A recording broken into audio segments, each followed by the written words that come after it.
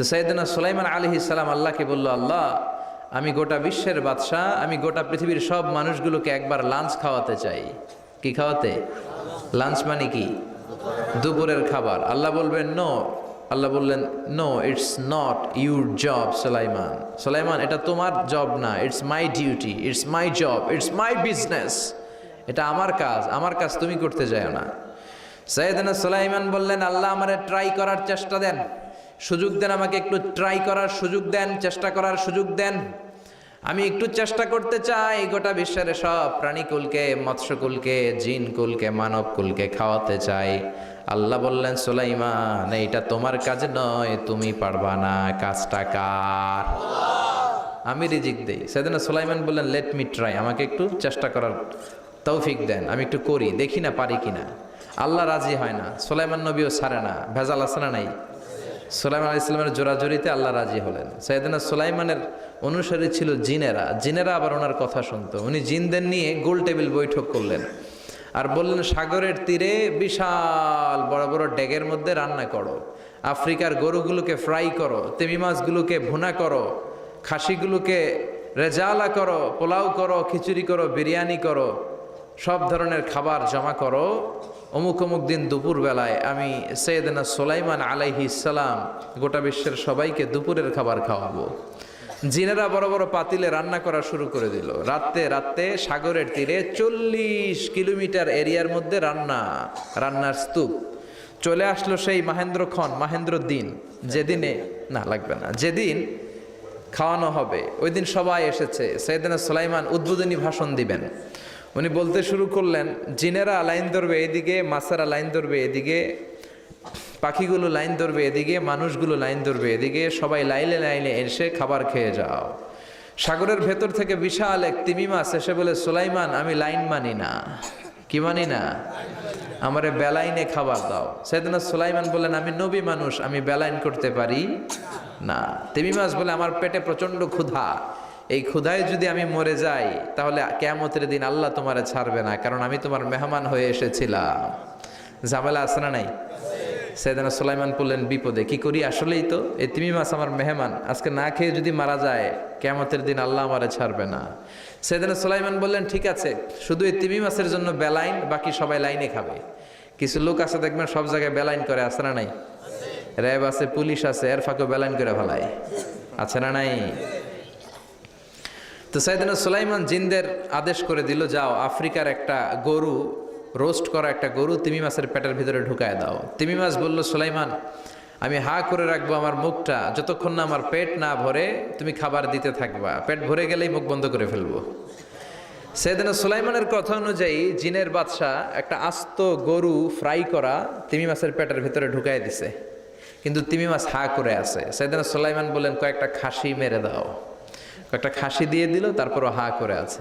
বড় বড় ডেক থেকে পোলাও দাও, খিচুড়ি দাও, বিরিয়ানি দাও, আরো কয়েকটা গরু দাও, হা করে আছে। আরো কয়েকশো গরু দাও, হা করে আছে। আরো কয়েক হাজার গরু দাও, হা করে আছে। সুবহানাল্লাহ কইবেন না? দিতে দিতে 1 কিলোমিটারের খাবার নাই, 2 কিলোমিটারের খাবার শেষ, 10 কিলোমিটারের খাবার শেষ, 20 কিলোমিটার শেষ, 30 কিলোমিটার শেষ, 40 কিলোমিটারের খাবার শেষ।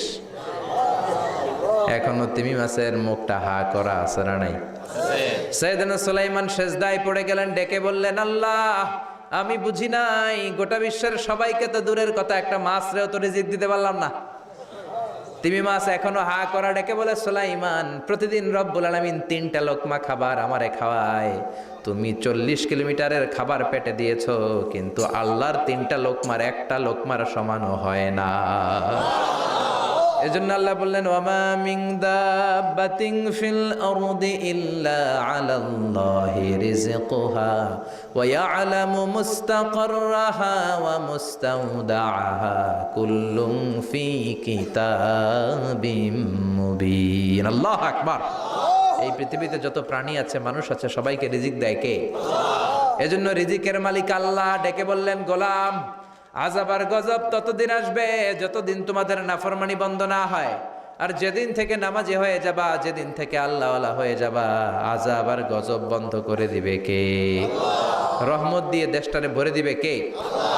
লা ইন শাকারতুম লা আযীদান্নাকুম, শুকরিয়া করো আমি নিয়ামত বাড়াই দিব। কার কথা? আল্লাহ। আর জোরে বলেন কার? আল্লাহ সব সময় আমাদেরকে তুমি নিয়ামত গুজারদের অন্তর্ভুক্ত হওয়ার তৌফিক দাও, আমিন। আর জোরে পড়েন আমিন। না সাথী একটা দুইটা এমনি কুয়াশা করে না, শুকরিয়া না লাগবে না, শুকরিয়া, এটা রহমতের কুয়াশা। আলহামদুলিল্লাহ পড়েন, সমস্যা হবে না ইনশাআল্লাহ। টিস্যু আছে তো, মুছে নেওয়া যাবে। নাওতলা পশ্চিম পাড়া জামে মসজিদের উদ্যোগে 23তম বার্ষিক ওয়াজ ও দোয়ার মাহফিল। 23 বছর ধরে এখানে কোরআনের কথা হয়, আমরা খুশি না বেজার? আজকের এই মহতী প্রোগ্রামের সভাপতি বিশিষ্ট সমাজসেবক জনাব মোহাম্মদ ওহিদুল্লাহ সাহেব, চেয়ারম্যান 3 নং মাধাইয়া ইউনিয়ন পরিষদ, আমার নানা ভাই। জোরাজোরি করে আজকে আমার আনছে, আইনাই সারছে। আমি যত বছর বাঁচি অত বছর এনে আসতে হবে, কি বলেন আপনারা? আল্লাহ আমাদের সভাপতি নানা ভাইকে তুমি কবুল করে নাও, আমিন। বিভিন্ন মাহফিল হলেই ছুটে যায়, অনেক চেয়ারম্যান আছে মাহফিল বন্ধ করে, আর আমার নানা ভাই মাহফিল করে, ঠিক কি না? এরকম চেয়ারম্যানের দরকার আছে না নাই? আল্লাহ তুমি ওনাকে কবুল করো, জনপ্রতিনিধি হিসেবে ওনার কাঁধে যে দায়িত্ব সবগুলো সঠিকভাবে আল্লাহ তুমি আঞ্জাম দেওয়ার তৌফিক দাও। আমাকে রেখেছেন প্রধান বক্তা, আপনাদের শুকরিয়া। আমার আগে কথা বলেছে বিশিষ্ট ইসলামী চিন্তাবিদ জনাব হযরত মাওলানা মোহাম্মদ আলী আশরাফ সাহেব, মুহাদ্দিস চান্দিনা আলামিন কামিল মাদ্রাসা, চমৎকার কথা বলছিলেন, আবার কিছু কালেকশনও করলেন। বিশ্বনবীও কিন্তু কালেকশন করতেন। বিশ্বনবী ঈদের নামাজের পরে মহিলাদেরকে বললেন তাসাদ্দাকনা, মদিনার মহিলারা তোমরা বেশি বেশি দান খরচ করো, কারণ মেরাজের রাতে আমি দেখেছি পুরুষদের চেয়ে তোমরা নারীরা বেশি জাহান্নামী। নারীরা বলল কেন রাসূল, আমরা জাহান্নামী কেন, আমগো দোষ কি? বিশ্বনবী বললেন 2 কারণে। তুকসিরনা লাআনা, তোমরা বেশি বেশি মহিলাদেরকে লানত দাও। রেগে গেলে নারীরা বলে হেতের উপরে আল্লাহ ঠেড়া হইতো, হেতের উপরে আল্লাহর গজব হইতো, বলে না? তো এক নারী আরেক নারীকে এরকম গালি দাও, ভর্ৎসনা করো, লানত দাও, এটা এক কারণ। আরেক হচ্ছে তাকফুরনাল আশিরা, তোমরা স্বামীর নাশুকরি করো। মায়েরা বোনেরা যাদের কানে আমার মাইকের আওয়াজ যায়, স্বামীর নাশুকরি করবেন না, এটা বড় কবিরা গুনাহ। আপনি অনেক আল্লাহর ওলি হতে পারেন, নামাজি হতে পারেন, কিন্তু আপনার স্বামী যদি আপনার উপর নাখোশ থাকে, জান্নাতের দরজা আপনার জন্য খুলবে না। বিশ্বনবী ফাতেমারে বললেন, ফাতেমা আলী কোথায়? ফাতেমা বলল, আপনার জামাই আলী আমার সাথে ঝগড়া করে বাইরে গেছে। বিশ্বনবীর চেহারাটা আগুনের গোলার মতো লাল হয়ে গেল। বিশ্বনবী ডেকে বললেন, ফাতেমা তুমি বিশ্বনবীর মেয়ে হতে পারো, কিন্তু আলী তোমার স্বামী, আলী যদি তোমার উপর নাখোশ থাকে, জান্নাতের দরজা তোমার জন্য খুলবে না। কোথায় গেছে আলী, কোথায়? বললেন যে মসজিদে নববীতে গেছে। বিশ্বনবী যে দেখলেন বালির উপরে আলী শুয়ে আছে। বিশ্বনবী মজা করে ডাক দিলেন, ইয়া আবা তোরাব। তোরাব অর্থ বালি, তোরাব মানে কি? বিশ্বনবী ডাক দিলেন, ইয়া আবা তোরাব, মানে হে বালির বাবা আলী, ওঠো। এখন আলী ওঠে না, রাগ করে আসছে। বিশ্বনবী এদিক দিয়ে তাকায়, আলী ওইদিকে তাকায়। বিশ্বনবী ওদিকে আসলে আলী এদিকে তাকায়, মনে মনে করে এতক্ষণ আপনার মাইয়াই গুতাইছে, এখন আপনি গুতাইতেছেন। বিশ্বনবী যাই বললো, আলী রাগ করো না, ওঠো, তুমি আমার চাচাতো ভাই, আমার ঘরেই তো তুমি মানুষ হয়েছো। ঘাপটি মেরে হাতটা ধরে টান দিলেন, সাইয়েদনা আলী উঠতে বাধ্য হলেন। বিশ্বনবী কারো হাত ধরে টান দিলে ওই লোক বসে থাকতে পারে? উঠে গেলেন, ঘরে নিয়ে আসলেন। নিয়ে এসে বিশ্বনবী খাটের মাঝখানে শুইলেন, ডান দিকে শোয়ালেন আলীকে, বাম দিকে শোয়ালেন ফাতেমাকে। এবার মেয়ের জামাইকে আর মেয়েকে বুঝাতে লাগলেন, নসিহত করতে লাগলেন, গল্প শোনাতে লাগলেন। কি রোমান্টিক শ্বশুর!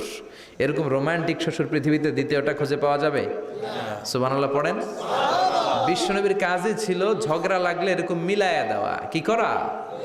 মিলায়া দিবেন। সমাজে অনেকে আছে ঝগড়া লাগলে আরো লাগায়া দেয়, আছে না নাই? আগুন লাগলে কি দিয়ে নিবান? পানি ডালতে হয়, অনেকে তেল ডালে। কি ডালে? তো আগুন আরো জ্বলে ওঠে। বিশ্বনবী বললেন, না, খবরদার, ইসলাহু যাতিল বাইন, মিলায় দিবেন। স্বামী স্ত্রীর ঝগড়া মিলায় দেন, ভাইয়ে ভাইয়ে কোপাকুপি মিলায় দেন, এলাকায় এলাকায় গ্রামে গ্রামে মারামারি না লাগাইয়া মিলায় দেন। জান্নাতে আপনার ঘরটারে বড় করে দিবে কে? আল্লাহ। বিশ্বনবীর কাজ ছিল মিলায়া দেয়া। বিশ্বনবী মক্কা থেকে মদিনায় হিজরতের আগে মদিনায় 2টা গোত্র ছিল।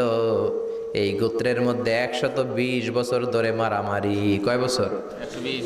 কেউ এই মারামারিটা বন্ধ করতে পারে না। গোত্র 2টার নাম হচ্ছে আউস আর খাজরাজ। আউস খাজরাজের মারামারি। বাবা মরে যাওয়ার সময় ছেলেরা ওসিয়ত করা যায়, নসিহত করা যায়, বাবারে আমারে কোপাইছে, তুইও কোপাবি। ওই বলে আবার নাতিরে কয়, আমারে মারছে তুইও মারবি। তো বংশ পরিক্রমায় মারামারি চলতেই থাকে, কেউ আর থামাইতে পারে না। বিশ্বনবী মক্কা থেকে মদিনায় হিজরত করতে এসে মদিনায় বাসাবাড়ি করে 7 দিনের মাথায় 120 বছরের মারামারি থামায় দিলেন। সুবহানাল্লাহ। কি নবী ছিল, মিলায়ে দিতেন। ফাসলিহু বাইনা আখাওয়াইকুম, ভাইয়ে ভাইয়ে মারামারি লাগলে মিলায়ে দাও। স্বামী স্ত্রীর ঝগড়া হলে মিলায়ে দিবেন। এজন্য মায়েরা, বোনেরা, বিশ্বনবী বলেছেন তাকফুরনাল আশিরা, মেয়েদের সবচেয়ে বড় একটা সমস্যা হচ্ছে স্বামীর নাশুকরি করে। স্বামী দিতে পারলে ভালো, দিতে না পারলে কয় তুমি আমার জীবনে কিচ্ছু দাও নাই। এরকম আছে না নাই? স্বামী আর স্ত্রী বানায় যেজন মিস্ত্রি সে বড় আজব কারিগর, ঠিক কি না? এই জন্য এই সম্পর্কটা সাইয়েদানা আদম আর হাওয়া থেকে শুরু হয়েছে। কিয়ামত পর্যন্ত স্বামী আর স্ত্রীর এই সম্পর্কের মাধ্যমে গোটা বিশ্বটারে জারি রেখে দিয়েছে কে? তো এই জন্য নারীদের জন্য জান্নাতে যাওয়া সহজ, তারা যদি কিছু প্রসিডিউর মেনটেন করে। বিশ্বনবী বললেন কোন নারী যদি 4টা কাজ করে ওই নারীর জন্য 8টা জান্নাতের দরজা খুলে দিবে কে? আল মারআতু ইযা সাল্লাত খামসাহা সামাত শাহরাহা আতাআত বা'লাহা হাফিজাত ফুরুজাহা ফালতাদখুল মিন আইয়ি আবওয়াবিল জান্নাতি শাআত। মায়েরা ভালো করে শোনেন, যে নারী 5 ওয়াক্ত সালাত পড়বে, রমাদানের রোজা রাখবে, স্বামীর আনুগত্য করবে, লজ্জাস্থানের হেফাজত করবে, এই 4টা কাজ করলে আল্লাহ তাআলা তার জন্য 8টা জান্নাতের দরজা খুলে দিবেন। এজন্য বিশ্বনবীও কালেকশন করতেন। তো বিশ্বনবী বললেন মহিলারা বেশি বেশি দান করো।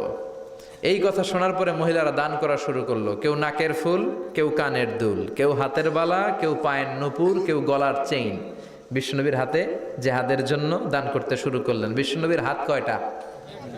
একটা বলে 2টা। তো 2 হাতে বিশ্বনবী আর কয়টা নেবেন? আর নিতে পারে না। বেলালরে বললেন বেলাল তোমার চাদরটা নিয়ে আস।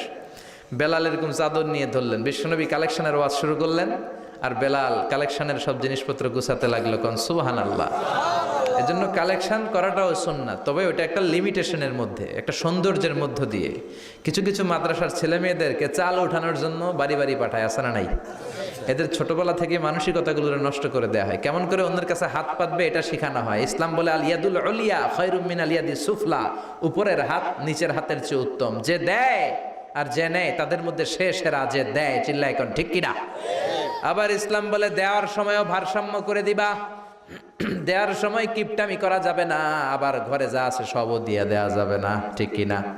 বিশ্বনবীর গায়ে একবার একটা জুব্বা, কয়টা?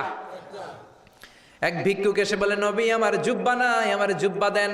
দয়ার নবী, মায়ের নবী নিজের জুব্বাটা খুলে দিয়ে ওই ভিক্ষুকের হাতে তুলে দিলেন। এখন নবীর গায়ে কোনো জুব্বা নাই। বিশ্বনবী এখন ঘর থেকে বেরোতে পারে না। সাহাবারা এসে ঘরে নক করে, বিশ্বনবী বেরোতে পারে না। আল্লাহ আয়াত নাজিল করলেন ওয়াল্লাযীনা ইযা আনফাকু লাম ইউসরিফু ওয়া লাম ইয়াকতুরু ওয়া কানা বাইনা যালিকা কওয়ামা। মুমিন বান্দাদের গুণাবলী যখন দান করে কিপটামি করবে না, আবার অপচয়ও করবে না। এই আয়াত দিয়ে আল্লাহ বুঝাতে চাইলেন, নবীরে ধমক দিলেন, ও নবী 2টা জামা থাকলে একটা দিতেন, 3টা থাকলে একটা দিতেন, একটা যখন ছিল এইটা দিলেন কেন? এখন নিজে পড়বেন কি? সুবহানাল্লাহ কইবেন না? ইসলাম তো ব্যালেন্সড রে ভাই, ইসলাম ভারসাম্যপূর্ণ। ইসলামের সব বিধানগুলো আপনার সাথে স্যুট করবে, ম্যাচ করবে, এটা জীবন ঘনিষ্ঠ। ইসলামে এমন কোনো বিধান দেয়া হয় নাই যেটা আপনার খারাপ লাগবে। অন্যান্য সব ধর্মের প্রতি শ্রদ্ধা রেখেই বলি, আমার ইসলাম যে আহকাম আমাদেরকে দিয়েছে এরকম বিধান কোনো ধর্মের ভেতরে নাই। চিল্লা এখন ঠিক কিনা? হিন্দু ভাইদের প্রতি আমি শ্রদ্ধা রাখি, কারণ অনেক হিন্দু আমার মাহফিলে এসে কথা শুনে। হিন্দু ধর্মের একটা নিয়ম ছিল সতীদাহ প্রথা। স্বামী মারা গেলে ওয়াইফকেও স্বামীর সাথে বেঁধে আগুন দিয়ে জ্বালায় দাও, ছিল না নিয়মটা? রাজা রামমোহন রায় এসে এটা উঠায় দিল। হিন্দু ধর্মে এখনো একটা নিয়ম আছে, পাক্কা হিন্দু হইতে হলে আপনাকে গোমূত্র পান করতে হবে, মানে গরুর পেশাব। লা ইলাহা ইল্লাল্লাহ, লা ইলাহা ইল্লাল্লাহ, লা ইলাহা ইল্লাল্লাহ। আল্লাহ শেষ। লা ইলাহা ইল্লাল্লাহু মুহাম্মাদুর রাসূলুল্লাহ সাল্লাল্লাহু। হিন্দু ধর্মের একটা নিয়ম আছে, গরুর পেশাব খাওয়া লাগে, গরুর পেশাব খেতে হয়। আমরা কি পেশাব খামো গরুর? 1 কোটি টাকা দিলে? 2 কোটি? 5 কোটি? না, এটা আমাদের রুচিতে হবে না। কি সুন্দর, আমাদের রুচিতে বাদে এমন কোন নিয়ম আল্লাহ দেয় নাই। সুবহানাল্লাহ। আবার আমাদের সেলফ ডিমান্ড, আমাদের ডিজায়ার, আমাদের চাহিদা, আমাদের মননশীলতাকেও ইসলাম গুরুত্ব দিয়েছে। বিশ্বনবী বললেন, ইদা জা আল আশা ওয়াল আশা মান ফাকদ্দিমুল আশা ক্বাবলা আল আশা। ইসলামে রাতের নামাজকে বলে এশা, রাতের নামাজকে কি বলে? আর রাতের খাবারকে বলে আশা, কি বলে? ইসলাম বলে এশা আর আশা দুইটা যদি একসাথে আসে, এশার নামাজ রাখো, আগে আশা খাইয়া লও। সুবহানাল্লাহ। এশারও আজান হচ্ছে, গরম গরম বিরিয়ানি চলে আসছে, কি করবেন? আগে বিরিয়ানি খেয়ে নেবেন, আগে পেটটারে ঠান্ডা করবেন। তা না হলে বিরিয়ানির প্যাকেট রেখে দিয়ে যদি নামাজ পড়েন, নামাজের মধ্যে বিরিয়ানির চিন্তা আছে না নাই? সুবহানাল্লাহ কইবেন না? কি সুন্দর ইসলাম। ইদা জা আল আশা ওয়াল আশা ফাকদ্দিমুল আশা ক্বাবলা আল আশা। চিল্লায় পড়েন সুবহানাল্লাহ। এজন্য ইসলাম আছে যেখানে আমরা আছি, কোরআন আছে যেখানে আমরা আছি। কথা বলেছেন আলী আশরাফ সাহেব, কালেকশন করতেছিলেন, ওইখান থেকে এই কথাগুলো আসলো। যারাই দান করেছেন মসজিদের জন্য আল্লাহ কবুল করো। কথা বলেছেন হযরত মাওলানা মাহমুদ আবুল হাসান সাহেব, হযরত মাওলানা আবু হানিফ সাহেব, যারাই কথা বললেন নিঃসন্দেহে কোরআন সুন্নাহর আলোকে বলেছেন। আল্লাহ এই কথাগুলোর উপর আমাদেরকে আমল করার তৌফিক দাও। আজকের মাহফিলে এসে আমরা খুশি না বেজার? আসুন আমরা তাকবীর দিয়ে আমাদের এই খুশির ধারাবাহিকতা বজায় রাখি। আমি পড়ব লিল্লাহে তাকবীর, আপনারা আমার সাথে তাকবীর দিবেন। পড়বেন আল্লাহু আকবার। পড়েন লিল্লাহে তাকবীর, আল্লাহু আকবার, লিল্লাহে তাকবীর, লিল্লাহে তাকবীর। আসুন এই চমৎকার রজনীতে আমাদের দামি সময় নষ্ট না করে আমরা মহাবিশ্বের মহাবিশ্বয় মহাগ্রন্থ আল কোরআন থেকে কথা শুনি। এর কারণ কোরআন এমন বরকতময় কিতাব, এই কিতাবের একটা ভুলও আজ কেউ ধরে দেখাইতে পারে নাই। বরং ভুল ধরতে আসলে তার হেদায়েতের রাস্তা খুলে যায়, ঠিক কিনা? কেউ কোরআনের ভুল ধরতে পারে নাই, কোরআনকে সংশোধন করা যায় নাই, কোরআনের শত্রুতা করে এর বিরুদ্ধে ষড়যন্ত্র করে কেউ সফল হতে পারে নাই। চিল্লায় কোন ঠিক কিনা? এজন্য রব্বুল আলামিন বলেন, এমন কিতাব একটা দিলাম, এই কিতাব তেলাওয়াত করলে হৃদয়টারে ঠান্ডা করে দেয় কে? ঈমান বাড়িয়ে দেয় কে? وَإِذَا تُلِيَتْ عَلَيْهِمْ آيَاتُهُ زَادَتْهُمْ إِيمَانًا। মুমিন বান্দাদের সামনে কোরআনের তেলাওয়াত করলে ঈমান বাড়ায় দেয় কে? শুধু মুমিনদের ঈমান বাড়ায় না, কাফেরদের সামনে তেলাওয়াত করলেও কাফেরদের কলিজাও ঠান্ডা হয়ে যায়। সুবহানাল্লাহ পড়েন। মিশরের একজন কারি ছিল, কারি আব্দুল বাসেত ইবনে আব্দুস সামাদ। ওনাকে নিয়ে মিশরের প্রেসিডেন্ট জামাল আব্দুল নাসের রাশিয়াতে একটা সফর করলো। তখন আবার রাশিয়ার নাম ছিল সোভিয়েত ইউনিয়ন। কি ছিল? সোভিয়েত ইউনিয়ন, এখন হয়েছে রাশিয়া। বিশাল মন্ত্রী পরিষদের বহন নিয়ে গেল। রাশিয়ার প্রেসিডেন্ট মিশরের প্রেসিডেন্টকে লাল গালিচার সংবর্ধনা দিয়ে ওয়েলকাম করলো। এবার মিশরের প্রেসিডেন্ট তার মন্ত্রী পরিষদকে পরিচয় করায় দিচ্ছে যে এটা হচ্ছে আমার হোম মিনিস্টার, এটা আমার এডুকেশন মিনিস্টার, এটা আমার ফিনান্স মিনিস্টার। তো সবাইকে পরিচয় করে দেওয়ার পরে ওনার সাথে যে মিশরের কারি আব্দুল বাসেতের দিকে তাকিয়ে রাশিয়ার প্রেসিডেন্ট বলে, এইটা আবার কোন মন্ত্রী? এটা হোমমন্ত্রী, এটা শিক্ষামন্ত্রী, এটা অর্থমন্ত্রী, এই যে জুব্বা পরা এই লোকটা, এটা আবার কোন মন্ত্রী? তো মিশরের প্রেসিডেন্ট বলে, এটা আমাদের কোনো মন্ত্রী না, এটা আমগো কারি। এটা কি? হেরা কি কারি কি বুঝে? এরা বলতেছে কারি আবার কি? তো মিশরের প্রেসিডেন্ট জামাল আব্দুল নাসের বলে, he is the reciter of our holy book Quran. তিনি আমাদের ধর্মীয় গ্রন্থ কোরআন তেলাওয়াত করে আমাদেরকে শোনায়। আমরা আমাদের বিভিন্ন প্রোগ্রামে ওনাকে ইনভাইট করি, উনি আমাদের ধর্মীয় গ্রন্থ আবৃত্তি করে শোনায়। তো রাশিয়ার প্রেসিডেন্ট বলে, তোমাদের ধর্মগ্রন্থ আবৃত্তি করে শোনায় তোমাদের প্রোগ্রামে? আজকে রাতেও তো আমাদের জাতীয় প্রোগ্রাম, একটা বড় প্রোগ্রাম আছে, যেই প্রোগ্রামে আমরা সবাই মদ খাবো আর বেলি ড্যান্স দেখবো। কোমর দুলানো ডান্স, রূপবানে নাচে কোমর দুলাইয়া, এই কোমর দুলানো ডান্স আমরা দেখব। তো তুমি যদি বলো আজকের এই ডান্স বন্ধ করে আমরা তোমাদের কারি সাহেবের কাছ থেকে তেলাওয়াত শুনতে পারি। জামাল আব্দুল নাসের বলল, ঠিক আছে তাই করেন, ডান্স বন্ধ করে দেন। তো রাশিয়ার প্রেসিডেন্ট কয়, ওকে ডান, দ্য ডিসিশন ইজ ফাইনাল।